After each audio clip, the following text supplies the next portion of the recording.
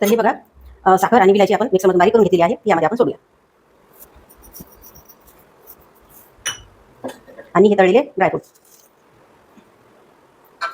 छान आता आपल्याला मिक्स करून घ्यायचं आहे. तर हे बघा मैत्रिणींनो, आपण पाण्याचा हक्का मारून थोडंसं पाणी घालून छान याला झाकून ठेवलं होतं 5 मिनिटं. आणि आता हे लाडू तयार करायसाठी तयार झालेलं आहे मिश्रण. तर आता आपण लाडू तयार करूया.